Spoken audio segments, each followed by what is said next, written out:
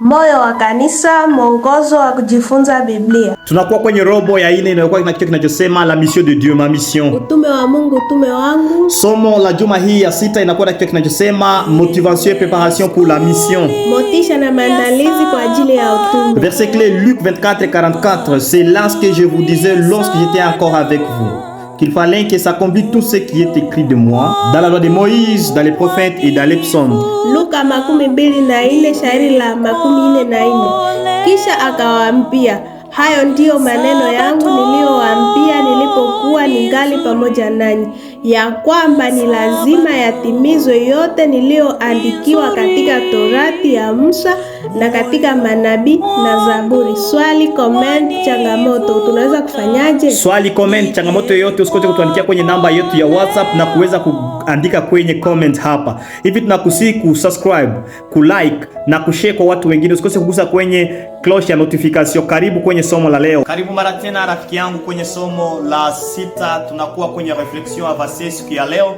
Nitakutolea kifupi kia somo kwa juma hii. Juma hii ilikuwa na kichwa kilichokuwa kikisema motivation et préparation pour la mission, ama motisha na maandalizi kwa ajili ya utume. Fungu letu lilikuwa kwenye Luka 24:44, nasema c'est là ce que je vous disais lorsque j'étais encore avec vous, qu'il fallait que s'accomplisse tout ce qui est écrit de moi dans la loi de Moïse, dans les prophètes et dans les psaumes. Hapa rafiki yangu, jua ya kwamba kwenye somo hili tuliona nini kinaweza kutusukuma kwa ajili ya kufanya utume wa Mungu. Kuna mara tunapofanya utume wa Mungu tusipoelewa nini kimetusukuma. Na ukifanya utume wa Mungu bila kujua nini kinakusukuma kufanya huo utume, utakuwa unagonga mwamba.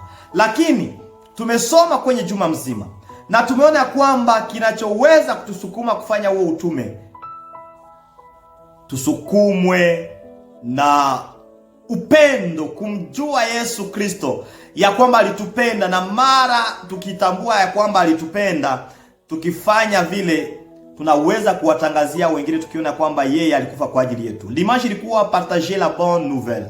Luc 24:1-12. Tuliona ya kwamba pasipo uzoefu, usipokuwa na uzoefu wa karibu na Yesu Kristo, wewe binafsi, mimi binafsi, nisipokuwa na uzoefu, nisipokuwa na experience personal, nisipomjua Yesu ndani mwangu, sitaweza kufanya utume. Hivi nimeelewa hakika ya kwamba ukienda kumhubiri Yesu ambaye ulimkopi mahali fulani na ukataka kumupesti, ndipo utaenda kumhubiri, utakosa nini cha kuambia jirani. Lakini ikiwa umemwalika Yesu Kristo binafsi katika maisha yako na umemjua, hakika umemjua, hutakosa kia kuelezea watu, kwa sababu utawaelezea kwamba mimi nilikuwa muovu, lakini Yesu ambaye nimemjua, nimekutana na yeye na amenibadilisha, hakika amebadilisha maisha yangu, amekufa kwa ajili yangu, nimekuwa kiumbe kipya. Hivi wewe pia, hata uwe mbaya namna gani, Yesu anaweza kubadilisha. Somo kama na lile linaweza kueleweka kwa urahisi sana kuliko la kumzungumzia Yesu ambao wewe pekee humjui, unahubiri mambo ambayo hauyaamini, hauyasadiki.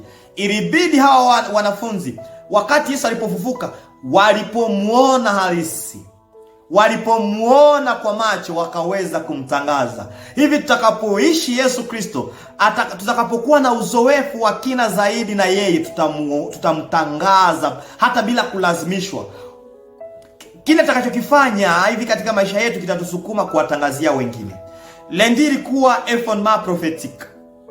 Yesu alikuja kuwaambia sasa ya kwamba baada ya kuwa na uzoefu, ni lazima tena wajifunze Biblia. Aliona ya kwamba wa mitume kwa uzoefu tu bila kujifunza Biblia, hasa sana unabii, imani yao ingalicheza, ingalirudi nyuma. Ndio maana akaja akawaambia, mimi si mzimu, nimefufuka hakika.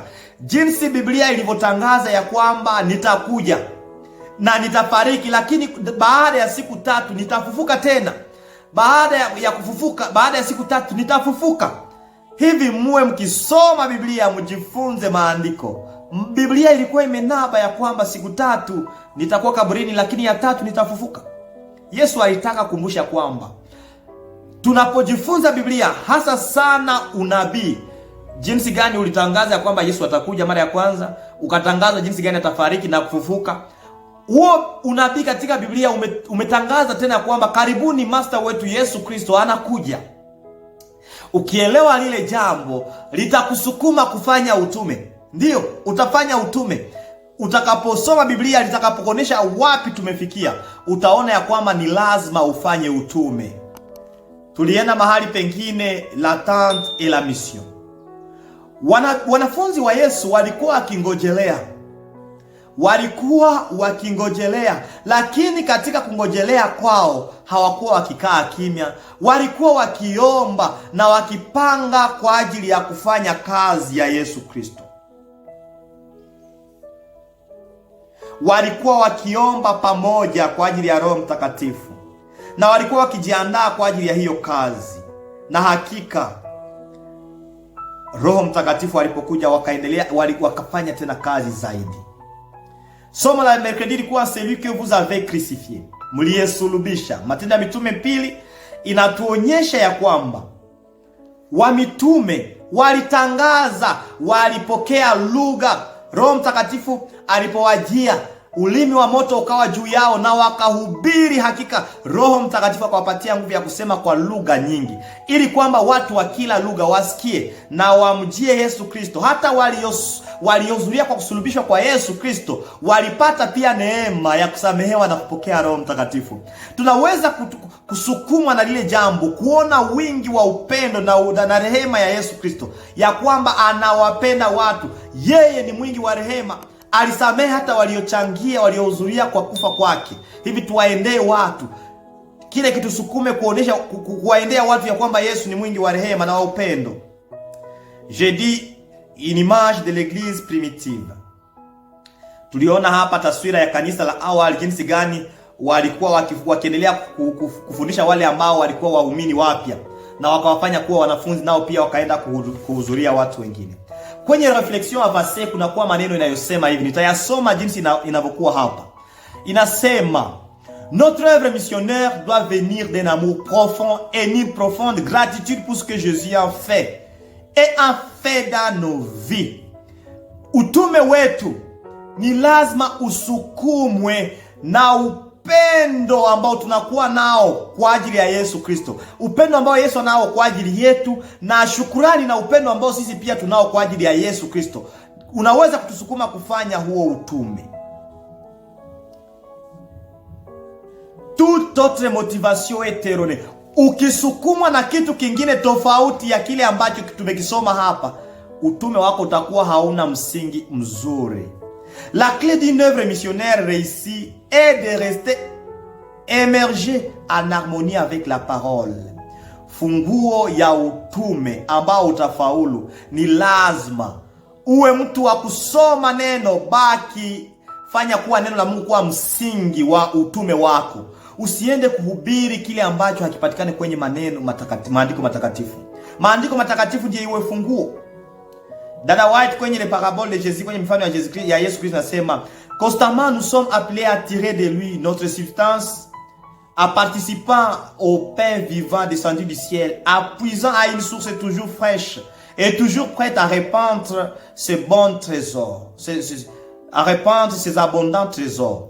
Si nous demeurons toujours à sa présence, nos cœurs tournés vers lui pour les remercier et le louer, notre vie intérieure sera continuellement renouvelée. Et dans nos prières, nous parlerons avec Dieu comme avec un ami. Il nous révélera personnellement les mystères et nous ressentirons fréquemment la paix, la joie et la présence de Dieu, de Jésus.